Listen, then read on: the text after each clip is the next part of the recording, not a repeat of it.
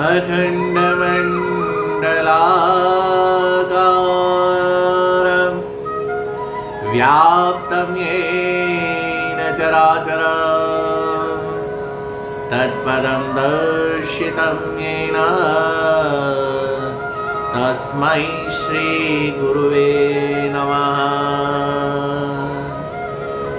गजाननं भूतगणाधिदेवितं कपितजम्बुफलचारुभक्षणम् उमासुतं शोकविनाशकारकं नमामि विघ्नेश्वर पादपङ्कजम्। बोले सद्गुरुदेव की जय, श्री गजानंद महाराज की जय, श्रीमद्भागवत महापुराण की जय। अनंत कोटि ब्रह्मांड नायक भगवान जगदीश्वर श्री कृष्ण के चरणों का आश्रय लेते हुए, सुखदेव जी महाराज के चरणों का आश्रय लेते हुए, श्रीमद् भागवत महापुराण का आश्रय लेते हुए और आप सभी भक्तों के हृदय में विराजमान भगवान श्री हरि के चरणों का आश्रय लेते हुए कथा के आगे सूत जी महाराज शौनकादिक ऋषियों से कहते हैं, हे शौनकादिकों, जब सुखदेव जी महाराज ने वेदव्यास जी से विधिवत भागवत महापुराण को ग्रहण किया, उनसे सुना, तो उनके सुनने में और सीखने में इतना उनको आनंद आया कि भगवान उन्हें दर्शन देने के लिए प्रकट हुए। सुखदेव जी महाराज को भगवान के दर्शन हुए।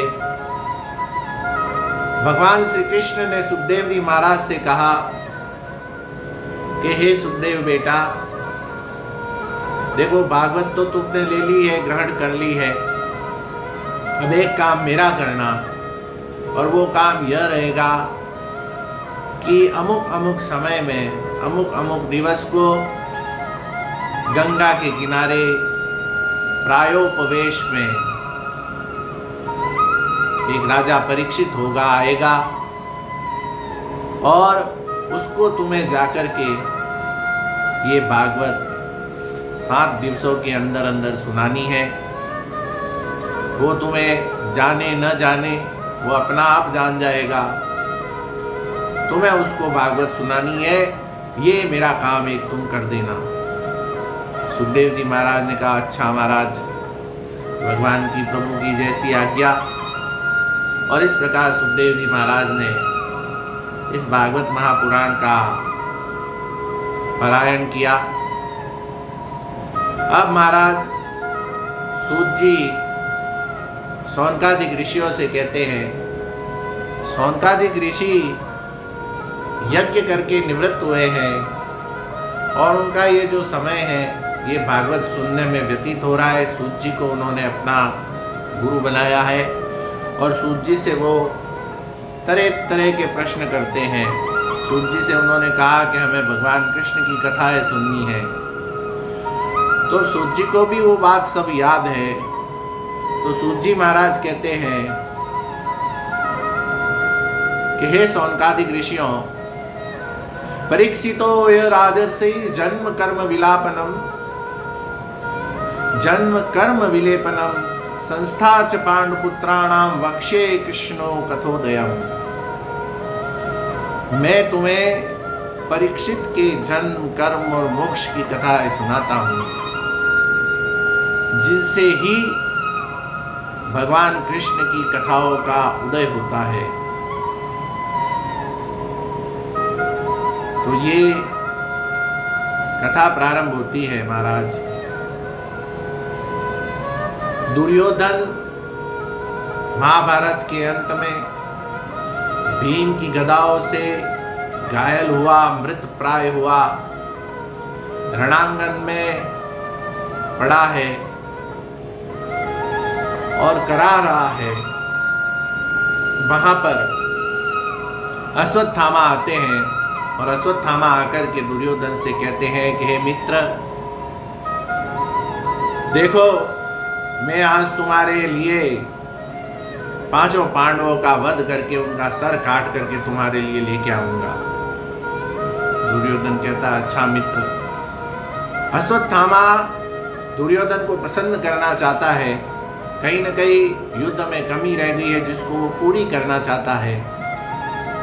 तो अश्वत्थामा वहां से निकलते हैं और पांडवों के शिविर की तरफ जाते हैं। इधर पांडवों के शिविर में भगवान कृष्ण इस होने वाली घटना को पहले से ही जानते थे, तो उन्होंने पांडवों को अपने शिविर में बुला लिया था। अश्वत्थामा जैसे पांडवों के शिविर में जाते हैं तो वहाँ देखते हैं कि पांडव वहाँ पर है नहीं, मध्य रात्रि का समय होता है। तो वहाँ पांडवों के वो छोटे छोटे बालक सोए होते हुए 5। तो अश्वत्थामा एक पल को विचार करते हैं कि ये भी है तो पांडवों के ही बालक है, तो ये भी पांडव ही, चलो वो पांडव नहीं सही, अब रात को उन्हें मैं कहाँ खोजता फिरूंगा, मैं इनका ही वध करके इनके सर काट के ले जाता हूँ। तो अश्वत्थामा उन बालकों के उनका वध करके उनके सर काट करके दुर्योधन के पास ले जाता है और दुर्योधन को वो सर प्रस्तुत करता है। अब देखो महाराज, भागवत में पहली बार दुर्योधन जैसा पात्र भी उस कार्य की निंदा करता है। उस पात्र ने अश्वत्थामा के उस कार्य की निंदा की। हे अश्वत्थामन, ये तुमने क्या किया? ये तुम किसके सिर काट कर लेकर आ गए? अरे ये तो निरे बालक है, अबोध है, और ये सोए हुए बालकों के तुमने सर काट लिए। ये पाप कर्म करते तुम्हें लज्जा नहीं आई? अरे तुम युधिष्ठिर का सर लाते, अर्जुन का लाते, भीम का लाते, मुझे बड़ी प्रसन्नता होती। अरे तुम ये क्या लेकर के आ गए? अरे ये बालक तो हमारे भतीजे हैं, जैसे हमारे बालक वैसे ये भी बालक है। ये बालक हमें कल को जलांजलि देते, इनके द्वारा दिया गया तर्पण का जल हमें प्राप्त होता। अरे अश्वत्थामा, ये तुमने क्या किया? इधर महाराज द्रौपदी उन बालकों के पास में सोई हुई होती है। वो देख तो नहीं पाती है कि ये किसने किया है कृत्य, लेकिन वो बड़ा विलाप करती है। सुबह होती है, सवेरे सवेरे 5 पांडव अपने शिविर में आते हैं, द्रौपदी को विलाप करते हुए देखते हैं। वो शत विक्षित सव पड़े हैं। अर्जुन को महाराज बड़ा क्रोध आता है। अर्जुन प्रतिज्ञा करता है कि मैं उस आतताई को अभी पकड़ कर लाता हूं, उसका सर काट करके लेके आता हूं। ऐसी प्रतिज्ञा करके अर्जुन भगवान कृष्ण से कहते हैं, कृष्ण मेरा रथ तैयार करो और ले चलो मुझे उस आतताई के पास। अब महाराज भगवान कृष्ण रथ को तैयार करते हैं। अर्जुन उस रथ पर आरूढ़ होते हैं और पवन के समान गति से वो रथ दौड़ता हुआ जाता है। इधर अश्वत्थामा, उसको पता है कि अर्जुन अवश्य उसको मारने के लिए निकलेगा, तो वो इधर उधर भाग रहा है। जब अर्जुन का रथ आते हुए देखता है अश्वत्थामा, तो वो ब्रह्मास्त्र का वार करता है। जब ब्रह्मास्त्र को आता हुआ अर्जुन देखते हैं तो अर्जुन कहता है, अरे कृष्ण, हे कृष्ण, इसने तो ब्रह्मास्त्र चलाया है। हाँ, रक्षक तो आप ही हो हमारे, अब बताओ मैं क्या करूं? कृष्ण कहते हैं, अर्जुन तुम इस ब्रह्मास्त्र का ब्रह्मास्त्र से संहार कर दो। अर्जुन भगवान के कहने अनुसार उस ब्रह्मास्त्र से ही, अपने ब्रह्मास्त्र से उस ब्रह्मास्त्र का संहार कर देते हैं। ब्रह्मास्त्र के आपस में टकराने पर प्रजा में बड़ा विप्लव होता है, लेकिन जब अर्जुन द्वारा दूसरा ब्रह्मास्त्र चलाया जाता है और उसका संहार कर दिया जाता है, तब प्रजा में पुनः शांति हो जाती है। अर्जुन अश्वत्थामा को एक झटके से पकड़ लेते हैं, पकड़ करके अपने दुपट्टे से बांधते हैं, घसीटते हुए रथ से बांध देते हैं उसको, दुपट्टे को और अश्वत्थामा को। अब महाराज वो लेकर के अर्जुन जैसे ही चलते हैं तो भगवान कृष्ण कहते हैं कि अरे अर्जुन, ये तुम क्या कर रहे हो? तुम इसको जीवित कैसे छोड़ रहे हो?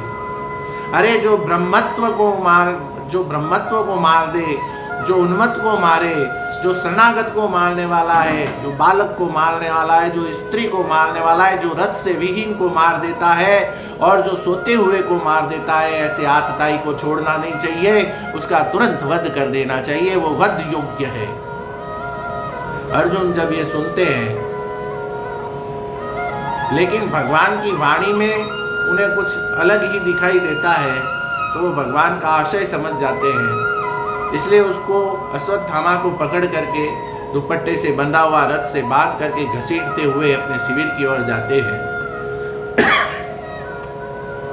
इधर शिविर में द्रौपदी जैसे ही रथ को आता हुआ देखती है, रथ से भगवान कृष्ण नीचे उतरते हैं, पीछे पीछे अर्जुन उतरते हैं उस अश्वत्थामा को घसीट कर लाते हुए। अर्जुन जैसे ही अर्जुन के हाथ में घसीटा जाता हुआ अश्वत्थामा द्रौपदी द्वारा देखा जाता है, तो द्रौपदी पहचानती है, अरे ये तो अश्वत्थामा है, रात को तो मैं पहचान नहीं पाई थी, अरे ये तो अश्वत्थामा है। अब वो जैसे ही वहाँ पे उसको लाया जाता है, अब सब लोग कहते हैं मार दो इसको, मार डालो, आतताई को मार डालो। अब महाराज द्रौपदी जैसे अश्वत्थामा को देखती है, वो अश्वत्थामा और अर्जुन के पास जाकर के हाथ जोड़कर खड़ी हो जाती है और कहती है, मुच्यतामेश ब्राह्मणो नितराम गुरु। अरे हे पार्थ, हे अर्जुन, आप इसे छोड़ दो, इसको छोड़ दो, ये तो ब्राह्मण है और ऊपर से ये गुरु है, ये तुम्हारे गुरु का पुत्र है, इनके पिता द्रोणाचार्य ने तुम्हें बड़ी बड़ी शिक्षाएं दी है, भवता शिक्षितम, इसलिए आप इन्हें छोड़ दो, ये पाप आप नहीं कर सकते, आपके कुल में इस प्रकार के पाप करने वाला कौन है? कोई नहीं है, आप ऐसा पाप आपको नहीं करना चाहिए, मुच्यतामेश, छोड़ दो। हे पार्थ, तनिक विचार करो कि आज मैं माँ उन बच्चों के मारे जाने पर विलाप कर रही हूँ, कल को ये भी किसी का बच्चा है, इसकी माँ रोएगी, ये कृपी का बच्चा है, ये कृपी का बालक है, कृपी रोएगी, कृपी विधवा रोएगी, मैं तो सधवा हूँ। स्त्रियों के बारे में स्त्रियाँ ही जानती है उनका दुख क्या होता है। हे अर्जुन, आप ये पाप मत करिए, आप इसको छोड़ दीजिए। अब इस तरह से हमारे भारतीय नारी, भारतीय स्त्री इस पराकाष्ठा पर सोचती है। युधिष्ठिर महाराज जैसे ही द्रौपदी की ये बातें सुनते हैं, उनकी आंख से टप टप टप आंसू गिरने लगते हैं। इधर महाराज नकुल और सहदेव को भी द्रौपदी की बात बड़ी अच्छी लगती है और भगवान कृष्ण भी चुपचाप सुनते हैं, उनको भी अच्छा लगता है। युधिष्ठिर महाराज सोचते हैं कि देखो कैसा हमारा सौभाग्य है कि हमें ऐसी रानी प्राप्त हुई।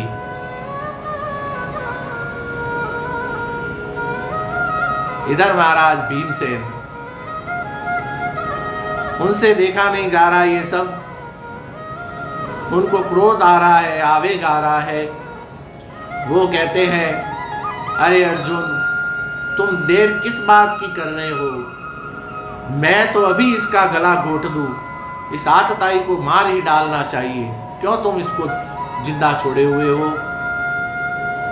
अगर तुम इस तरह से आतताइयों को अगर जिंदा छोड़ दोगे तो आगे ये परंपरा पड़ जाएगी कि पांडवों के कुल में आतताइयों को जिंदा छोड़ दिया जाता था, वो इतने दयालु थे। इनको मैं तो अभी इसका गला घोट दूं, इसको मार डालूं, तो अर्जुन तुम इसको मार ही डालो। अब अर्जुन महाराज कभी भगवान कृष्ण को देखते हैं, कभी युधिष्ठिर की तरफ देखते हैं, कभी द्रौपदी की तरफ देखते हैं। भगवान कृष्ण कहते हैं कि अर्जुन, भीमसेन कह रहे हैं वो बात भी सही है, उचित ही कह रहे हैं, आतताई को छोड़ना नहीं चाहिए। द्रौपदी की बात भी मुझे अभिष्ट है, द्रौपदी भी जो कह रही है सही कह रही है। गुरु ब्राह्मण, इसकी हत्या नहीं करनी चाहिए। देख लो भाई अर्जुन, तुम जैसा उचित समझो करो। अर्जुन भगवान का अभिप्राय समझ जाता है कि क्या करना है। तो महाराज अर्जुन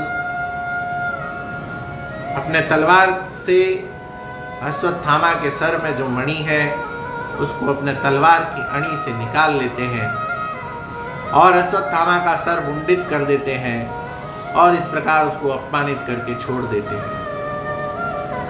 सूत जी कहते हैं शौनकादि को, ब्राह्मण का अपमान कर देना, ब्राह्मण का धन ले लेना और ब्राह्मण को देश निकाला दे देना उसकी मृत्यु के तुल्य ही होता है। इसलिए अश्वत्थामा को अपमानित करके अर्जुन ने वहां से छोड़ दिया। अब महाराज भगवान कृष्ण पांडवों के साथ सबको लेकर के गंगा के किनारे आए, गंगा स्नान करा। उधर धृतराष्ट्र और गांधारी भी वहां पर आए, उन्होंने भी गंगा स्नान किया। जितने सब पड़े थे सत्विक्षित सबको इकट्ठा किया, दाह संस्कार किया, फिर गंगा स्नान हुआ, सबको जलांजलि दी गई, पिंडदान इत्यादि करके, तर्पण इत्यादि करके उन सब कार्यों से निवृत्त हुए। और भगवान ने धृतराष्ट्र और गांधारी को समझाया, काल की गति बताई कि ये सब काल के होने से कालगत था। तुम्हारे पुत्र दुर्योधन को हमने बहुत समझाया था लेकिन वो नहीं समझा, ये भी काल की ही रचना थी। इसलिए अपनी पुत्र के मृत्यु पर शोक मत कीजिए, अब ज़्यादा सोच मत करो। और युधिष्ठिर भी आपका पुत्र ही है और आराम से आप अब शांति से रहो। ये सारी बातें भगवान उनको समझा करके अच्छे से, और भगवान वहाँ से द्वारका जाने के लिए प्रस्थान करते हैं। वो चाहते हैं कि अब सब काम हो गया, अब वो द्वारका जाने के लिए प्रस्थान करते हैं। महाराज इतने में क्या होता है कि वहाँ पर उत्तरा घबराई हुई दौड़ती हुई आती है। उत्तरा जो है वो अभिमन्यु की पत्नी है और परीक्षित की माँ है।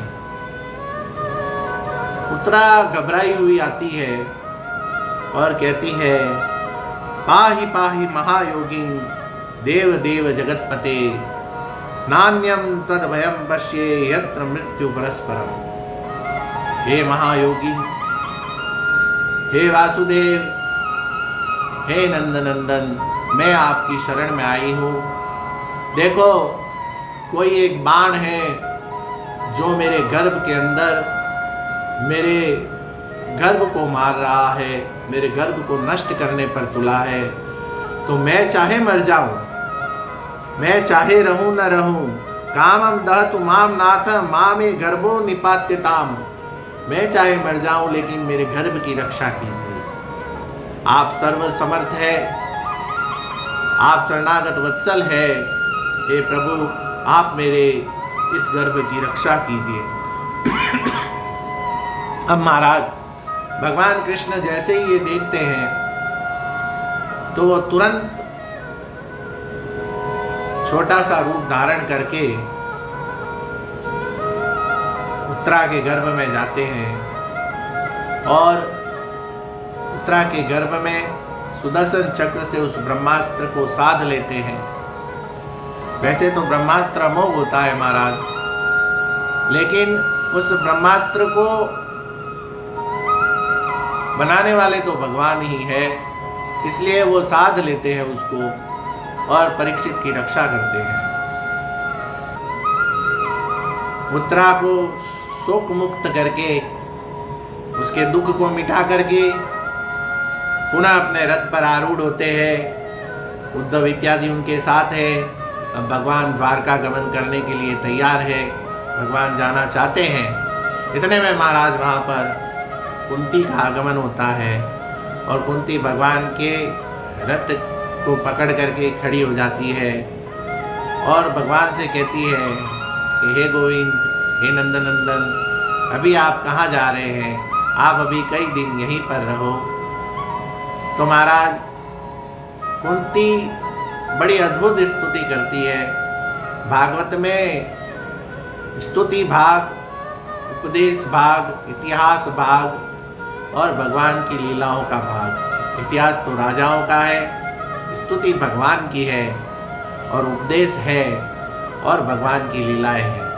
तो महाराज कुंती बड़ी मार्मिक स्तुति करती है भगवान की। ऐसी स्तुति आपको और कहीं सुनने को नहीं मिलेगी। और महाराज स्तुति को ऐसे ही नहीं छोड़ देना चाहिए कि चलो कुंती ने स्तुति की, अब आगे चलते हैं। नहीं महाराज, स्तुति में बड़ी विलक्षण बातें होती है जो बड़े बड़े ग्रंथों में नहीं मिल सकता। हमें कुछ शब्दों की स्तुति में अपने काम का कोई शब्द मिल सकता है। जैसे एक रेलगाड़ी एक स्थान से दूसरे स्थान पर जाती है महाराज, तो उसमें हजारों लोग बैठ करके जाते हैं। अब जिसके पास चाहे ऐसे भी होते हैं उसमें जो टिकट नहीं भी लेते हैं लेकिन अपने गंतव्य पर पहुंच जाते हैं, लेकिन उसको जाना और डब्बे में चढ़ना पड़ता है। इसी प्रकार से इस स्तुति को अगर करते हैं तो जैसे कुंती पर भगवान प्रसन्न हुए वैसे हमारा भी कोई अभिष्ट सिद्ध कर दे। ऐसा स्तुति में इस प्रकार से स्तुति में भी बड़ा विलक्षण प्रभाव होता है। तो कुंती भगवान से कहती है, हे प्रभु, हे निर्गुण निराकार, हे सगुण साकार, हे कृष्ण, हे बालकृष्ण, हे लीला पुरुषोत्तम। कुंती भगवान के सब रूपों में स्तुति करती है। भगवान के निर्गुण रूप की करती है, भगवान के सगुण रूप की करती है, भगवान के बालकृष्ण रूप की करती है और भगवान के लीला पुरुषोत्तम रूप की करती है। कुंती कहती है, महाराज, हे पुराण पुरुषोत्तम, आपको कोई नहीं जानता लेकिन आप सबको जानते हैं। देखो, आपको तो कोई नहीं देख सकता, आप इस जगत में होकर के भी लोगों को दिखाई नहीं देते। आपने अपने आगे एक ऐसा माया का पर्दा डाला हुआ है, माया यवनिका छंदम। जैसे कोई छुप कर के बैठ जाए और दूसरों को देखे और वो दूसरा उसको न देख सके, वैसे ही आप माया के पीछे छुप कर के बैठे हुए हैं। आप माया के आगे सबको देख लेते हैं लेकिन माया से परे कोई आपको नहीं देख पाता। प्रभु, आपको जानने वाले केवल परमहंस होते हैं। परमहंस ही आपको जानते हैं, वही आप तक पहुंच सकते हैं। और मैं क्या कहूँ, हे कृष्ण, हे गोविंद, हे नंदनंदन, हे कमल के समान नेत्रों वाले, हे कमल की माला धारण करने वाले, हे कमल के समान चरणों वाले, हे कृष्ण, आपको मैं बारंबार प्रणाम करती हूँ। हे प्रभु, जैसे आपने देवकी की रक्षा की, जैसे आप अपने भक्तों की रक्षा करते हो, वैसे ही आपने बार बार मेरी और मेरे परिवार की, मेरे कुल की रक्षा की है। आप जब साथ हो तो विपत्तियां भी क्या कर सकती है। इसलिए बड़ी से बड़ी विपत्ति हम पर आई, लेकिन आपके होने से वो विपत्ति तीन समान हो गई। हे कृष्ण, हे वासुदेव, मैं आपको बारंबार प्रणाम करती हूँ। देखो, भीमसेन को चाहे जहर दिया, चाहे लाक्षागृह की आग हो, और भी तरह तरह की विपत्तियां हम पर पड़ी, लेकिन आपने सबको, उन विपत्तियों को नष्ट कर दिया। आप स्वामीन हैं। मैं आज आपसे एक वरदान चाहती हूँ। भगवान कहते हैं, अरे माता जी आप ये क्या कह रही है, कैसा वरदान चाहती है? आप अगर वरदान चाहती है, आप हमारी इतनी स्तुति कर रही है, तो ऐसी कोई वस्तु नहीं जो आपके लिए मुझे अदेय हो, जिसे मैं दे न सकूं।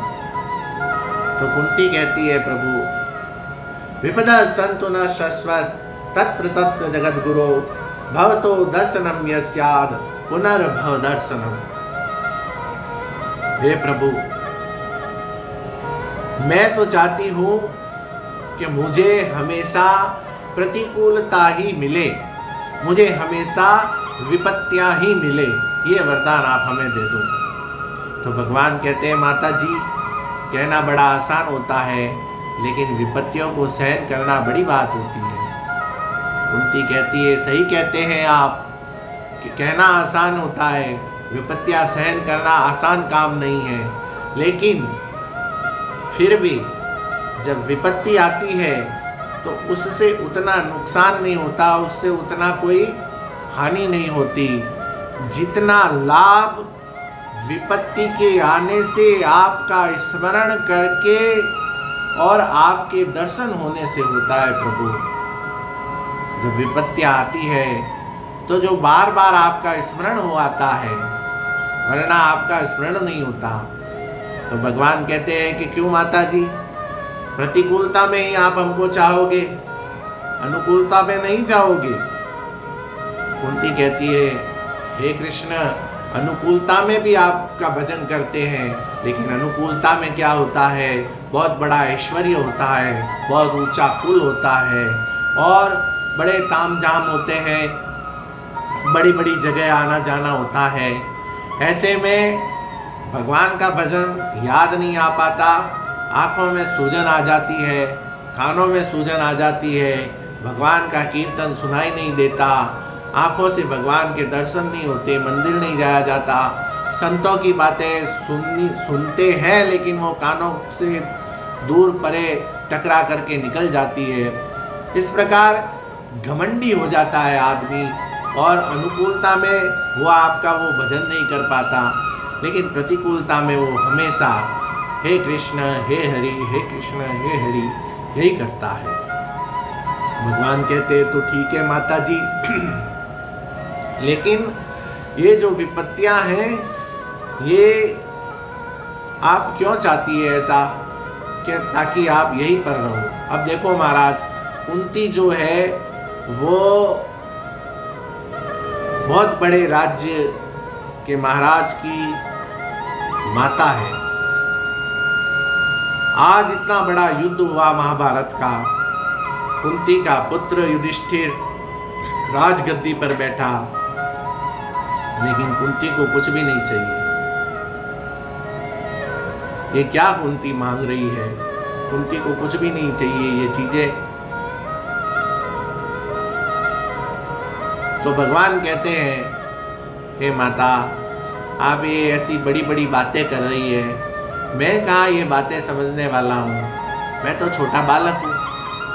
कुंती कहती है, हाँ हाँ हाँ कृष्ण, मुझे पता है तुम बालक हो, मैं तुम्हारे बालक के रूप को भी देख चुकी हूँ। एक बार जब मैं वहाँ गोकुल में आई थी तो तुम्हें देखा था, तुमने कोई उस यशोदा का, उस गोपी का कोई बहुत बड़ा कोई पुराना भांड था जो फोड़ दिया था, और उस वजह से वो यशोदा क्रोध में तुम्हें सजा दे रही थी, तुम्हें दंड दे रही थी। तुम भय से घबराए हुए एक कोने में चुपचाप खड़े थे और सर अपना मस्तक नीचे झुकाए हुए थे। तुम्हारी बड़ी बड़ी आँखों में बड़ा बड़ा काजल लगा हुआ था, तुम्हारे आँखों से अश्रु धारा बह रही थी और तुम इतने डरे हुए थे, डर से तुम मानो काँप रहे हो। तो ये भी मैंने देखा है। और वो जो सारा काजल है वो तुम यूँ हाथों से अपनी आँखों को पोंछ रहे थे और वो सारा काजल तुम्हारे कपोलों पर फैल गया था। हे कृष्ण, आपने तो भय की ऐसी लीला की कि वो भय भी पवित्र हो गया। जिससे भय भयभीत होता है वो खुद भय से भयभीत होकर के खड़ा है। तो उसने ऐसी आपने भय की लीला की कि भय भी अपने आप को गदगद हो गया, भय भी, और भय भी अपने आप को पवित्र समझने लगा। तो मैं तुम्हारे उस बाल कृष्ण रूप को भी जानती हूँ। हे कृष्ण, हे वासुदेव, हे गोविंद, हे मुरारे, लोग कहते हैं कि आप अवतार लेते हैं, तो आप अवतार इसलिए न लेते हैं कि लोगों के कहने के अनुसार पृथ्वी पर जब भार बढ़ जाता है आप अवतार लेते हैं। कोई कहता है कि देवकी और वसुदेव ने कोई बहुत बड़ा यज्ञ किया, कोई बहुत बड़ा जप तप किया, जिससे तो उनके पुत्र के रूप में उत्पन्न हुए, उनको वरदान देने के लिए। कोई कहता है कि दुष्टों का संहार करने के लिए आप जो है अवतार लेते हैं। कोई कहता है कि अज्ञानता की अविद्या को नष्ट करने के लिए आप अवतार लेते हैं। लेकिन हे गोविंद, हे कृष्ण, मैं तो कहती हूँ कि आप जो अवतार लेते हैं वो इसलिए लेते हैं, शृण्वन्ति गायन्ति गृह्णन्ति भिक्ष्णसः स्मरन्ति नन्दन्ति तवे हिता जना तएव पश्यन्त्य चिरेण तावकं भव प्रवाहो परमं पदाम्बुजम्। हे वासुदेव, मैं तो ये कहती हूँ कि आप इसलिए अवतार लेते हैं कि आप जहाँ जहाँ पर आपने बांसुरी बजाई, जहाँ जहाँ पर आपने गाय चराई, जहाँ जहाँ पर आपने लीलाएं की, वो आपके लीला धाम हो गए, वो तीर्थ स्थान बन गए। जितने जितने आपके नाम हुए वो उनसे आपका नाम कीर्तन होने लगा। तो आप इसलिए अवतार लेते हैं। आप जैसे दुष्टों का संहार करते हैं तो आपका नाम अलग है, आप बाल लीला करते हैं तो आपका नाम अलग है, आप माखन लीला करते हैं आपका नाम अलग है, आप मिट्टी खाते हैं तो आपका नाम अलग है। आप जिस जिस जगह पर गए, जिन जिन आप राक्षसों को आपने मारा, वो सब तीर्थ धाम हो गए। ऐसे तीर्थों का लोग सेवन करेंगे, ऐसे धामों का लोग सेवन करेंगे, आपके नाम का कीर्तन करेंगे और इस भवसागर से पार हो जाएंगे। हे गोविंद, हे नंद नंदन, मैं तो यही समझती हूँ कि आप इसीलिए अवतार लेते हैं। भगवान कुंती की बातें सुन सुन करके भगवान मुस्कुराने लगे और हंसने लगे और कहा कि हे माता जी, मैं यहीं पर रहूँगा, आप जब चाहेगी तब मैं यहाँ से जाऊँगा। चलो आप, अब हम चलते हैं महल में। भगवान रथ को वापस मोड़ लेते हैं और महल में जाते हैं। कई दिनों तक भगवान वहाँ पर रहते हैं। बड़े बड़े विद्वान वहाँ पर आते हैं, रोज़ ज्ञान चर्चाएँ होती है, प्रजा कल्याण के लिए योजनाएं बनती है और तरह तरह के कार्य भगवान करवाते हैं। तो महाराज, इस तरह से समय व्यतीत होता है। एक दिन की बात है, युधिष्ठिर को जब से राजगद्दी पर बैठे हैं अश्वमेध यज्ञ करवाया। अश्वमेध यज्ञ होने के बाद और भगवान का भी यश चारों तरफ फैला। इन सब के हो जाने के बावजूद उत्तरा से परीक्षित के गर्भ की रक्षा हो गई। जब उत्तरा की तरफ वो अश्वत्थामा का बाण आ रहा था, जब पांडवों की तरफ जब बाण आया तो उन्होंने तो उन बाणों का संहार कर लिया, लेकिन वो अबला कहाँ जाती, तो भगवान ने उसकी रक्षा की। तो इस प्रकार से भगवान उस हस्तिनापुर में वही रच बस गए। इन सब घटनाओं को युधिष्ठिर याद करता हुआ कि मैंने कैसे कैसे पूर्वजों को, अपने बड़ों को, बुजुर्गों को, अपने गुरुओं को मारा इन सबको, और रिश्तेदारों को मारा है। इन सबको मार मार करके मैंने ये राजगद्दी प्राप्त की है, ये तो मेरे लिए सेवन करने योग्य नहीं है।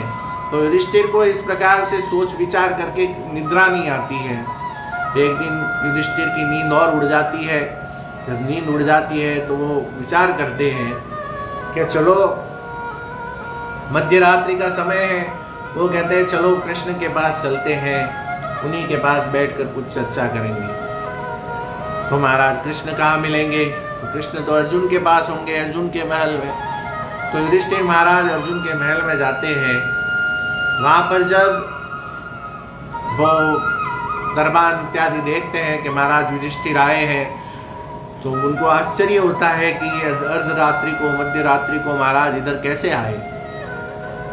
बिना रोक टोक के युधिष्ठिर महाराज अर्जुन के कक्ष में पहुंचते हैं। वहाँ क्या देखते हैं महाराज, बड़ा उन्हें आश्चर्य होता है। अर्जुन अपने पलंग पर खराटे भरता हुआ आराम से सो रहा है। युधिष्ठिर देखते हैं, भाई ये किसके भरोसे सो रहा है, जैसे मेरे को नींद नहीं आ रही है वैसे अर्जुन को भी तो नींद नहीं आनी चाहिए। उसने भी ये सारे वध किए, उसने भी ये सारा युद्ध लड़ा है, तो इसको नींद कैसे आ रही है, किसके भरोसे आ रही है? ओहो, जरूर कृष्ण के भरोसे ही ये सो रहा है। आगे बड़ा आश्चर्य होता है जब वो देखते हैं कि भगवान कृष्ण अर्जुन के रथ पलंग के पास नीचे बैठे हुए विराजमान है, आलती पालती मारे हुए, अपने दोनों हाथों को अपने गोद में रखे हुए और ध्यान मग्न होकर के आंखें उनकी बंद हैं और नेत्रों से धीरे धीरे अश्रुधारा फूट रही है। युधिष्ठिर महाराज अब वो अर्जुन के सोने नहीं सोने की बात तो भूल जाते हैं और घोर आश्चर्य में पड़ जाते हैं। वो चुपचाप जाकर के भगवान के सामने बैठ जाते हैं। भगवान की आंखें बंद है, दोनों हाथ उनकी गोद में है और भगवान किसी का ध्यान कर रहे हैं। तो महाराज युधिष्ठिर सोचते हैं कि ये जिनका दुनिया ध्यान करती है, सारा संसार जिसका ध्यान करता है, जिनका ध्येय है, वो किनका ध्यान कर रहे हैं। थोड़ी देर बाद भगवान आंख खोलते हैं। आंख खोलते हैं तो देखते हैं कि सामने युधिष्ठिर महाराज बैठे हैं। तो कहते हैं कि आप कब आए महाराज? युधिष्ठिर कहते हैं कि मेरा प्रश्न तो आप मुझसे तो बाद में करना, पहले मेरे प्रश्न का जवाब दो। कि पूछो पूछो, कहो। तो महाराज युधिष्ठिर कहते हैं, हे प्रभु, सारा संसार जिसका ध्यान करता है वो आज किसके ध्यान में मग्न है और ये अश्रुधारा क्यों फूट रही है? मुझे बड़ा आश्चर्य हो रहा है। आप कृपया जल्दी से मुझे इस बात का जवाब दीजिए। अब महाराज भगवान कहते हैं कि हे युधिष्ठिर, जो मेरा ध्यान धरते हैं मैं उनका ध्यान धरता हूं। तो क्या महाराज किसका ध्यान धर रहे हैं? कौन आपका ध्यान धर रहा है? कौन आपको पुकार रहा है? कृष्ण कहते हैं, रणांगन में सरसैया पर लेटे हुए भीष्म पितामह बार बार मेरा ध्यान करके मुझे पुकार रहे हैं, हे कृष्ण, हे कृष्ण, हे कृष्ण, हे कृष्ण। तो मैं भी उत्तर में उनका ध्यान कर रहा हूँ और मैं भी उनको पुकार रहा हूँ, हे भीष्म, हे भीष्म, हे भीष्म। युधिष्ठिर महाराज को बड़ा आश्चर्य होता है।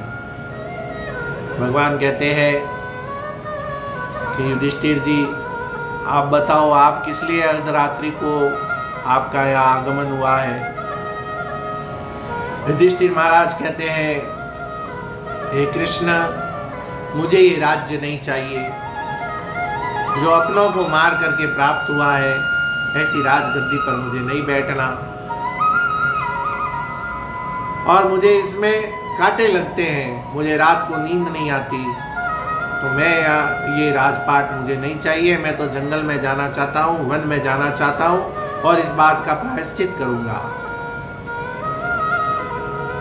तो महाराज भगवान कृष्ण कहते हैं कि हे युधिष्ठिर, आपकी सब शंकाओं का समाधान प्रातःकाल भीष्म पितामह के पास चलेंगे, वो ही करने वाले हैं। उनसे ही आप सुनना, वो आपके सब प्रश्नों का उत्तर दे देंगे। युधिष्ठिर कहते हैं, जैसी आपकी आज्ञा। और इस प्रकार से सवेरे वो सब लोग मिलकर के भीष्म पितामह के पास रणांगन में जाते हैं। और भगवान के पास जाने की जैसे ही बात होती है तो नारद है, उपमन्यु है, धौम्य है, पर्वत है, सुखदेव जी महाराज है, वेद व्यास जी है, पराशर जी है, ये सारे ऋषि मुनि सब कह रहे हैं कि भगवान जहाँ जाएंगे हम भी वहाँ चलेंगे। तो वो भी सब सुबह तैयार होकर के रणांगण में भीष्म पितामह के पास पहुँच जाते हैं। जय श्री कृष्ण।